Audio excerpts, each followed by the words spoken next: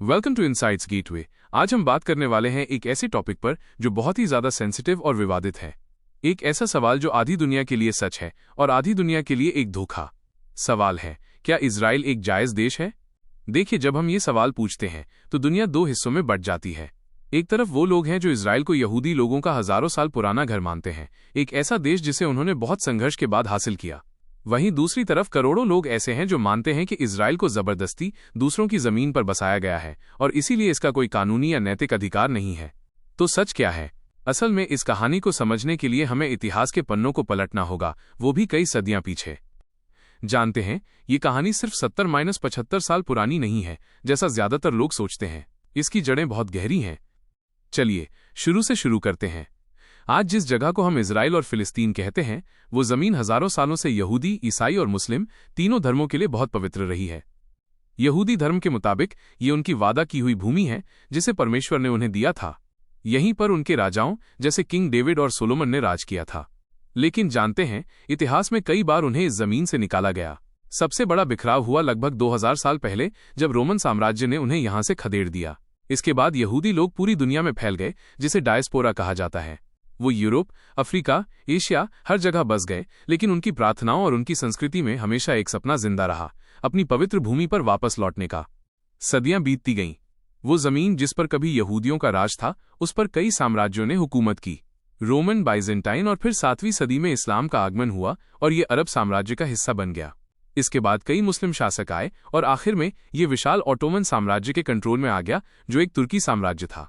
इस पूरे समय में वहां पर यहूदी, ईसाई और मुस्लिम अरब तीनों ही समुदाय के लोग रहते थे, लेकिन मुस्लिम अरबों की आबादी सबसे ज्यादा थी।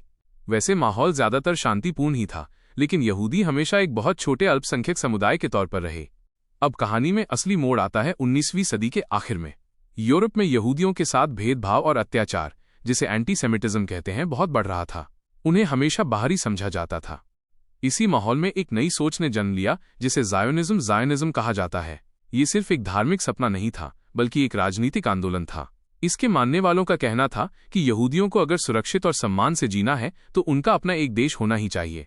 और वो देश कहाँ होगा? जाहिर है, उनकी ऐतिहासिक भूमि यानी फिलिस्तीन में। तो बस दुनिया भर से, खासकर यूरोप से, छोटे छोटे समूहों में यहूदियों ने फिलिस्तीन की तरफ पलायन करना और वहां जमीन खरीदना शुरू कर दिया। शुरुआत में तो संख्या बहुत कम थी, लेकिन एक चिंगारी लग चुकी थी। अब सीन में एंट्री होती है ब्रिटिश साम्राज्य की।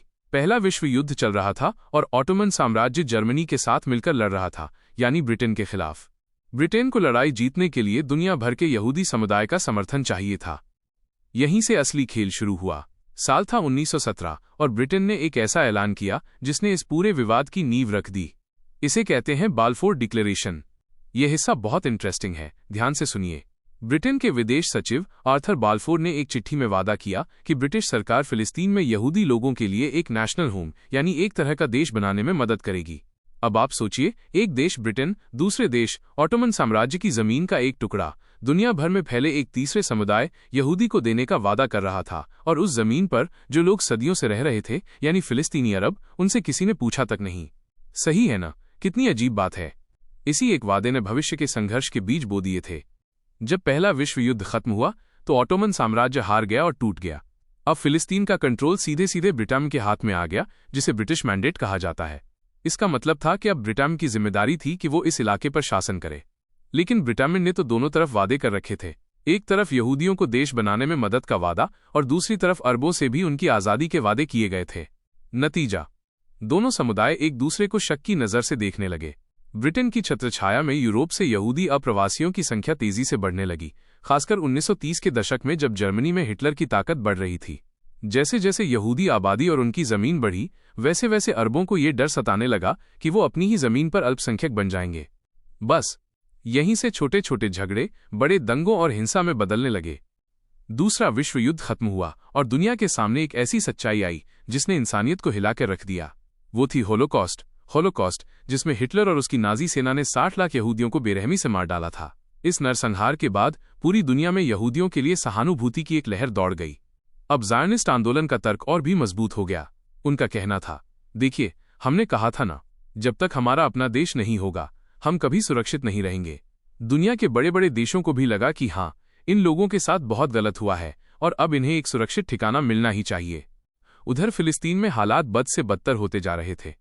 अरब और यहूदियों के बीच हिंसा इतनी बढ़ गई थी कि ब्रिटेन के लिए इसे संभालना नामुमकिन हो गया था। दूसरा विश्व युद्ध लड़कर ब्रिटेन वैसे भी बहुत कमजोर हो चुका था। आखिर में तंग आकर 1947 में ब्रिटेन ने कहा, भाई ये मसला अब हमसे नहीं संभलेगा, और उन्होंने ये पूरा मामला नई बनी संस्था यानी यूनाइटेड नेशंस यूएन को सौंप दिया। समझिए, उन्होंने गेंद यूएन के पाले में डाल दी। अब यूएन ने इस समस्या को सुलझाने के लिए एक कमेटी बनाई और फिर एक प्लान पेश किया, जिसे 1947 का पार्टीशन प्लान या विभाजन योजना कहते हैं। ये वो पल था जिसने इतिहास को हमेशा के लिए बदल दिया। यूएन ने प्रस्ताव दिया कि फिलिस्तीन को 2 हिस्सों में बांट दिया जाए, एक अरब देश बने और दूसरा यहूदी देश।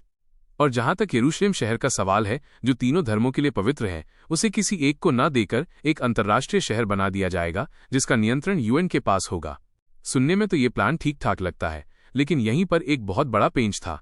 उस वक्त फिलिस्तीन की कुल आबादी में यहूदी लगभग 1/3 थे और उनके पास कुल जमीन का 10% से भी कम हिस्सा था। लेकिन यूएन के प्लान में उन्हें 56% जमीन दी जा रही थी। अब आप ही बताइए, ये कैसा बंटवारा था? जाहिर है, इस प्लान पर दोनों पक्षों की प्रतिक्रिया बिल्कुल अलग थी। यहूदी नेताओं ने इस प्लान को तुरंत स्वीकार कर लिया। उनके लिए ये 2000 साल पुराने सपने के सच होने जैसा था। भले ही जमीन बटी हुई मिले, पर अपना एक देश तो मिल रहा था।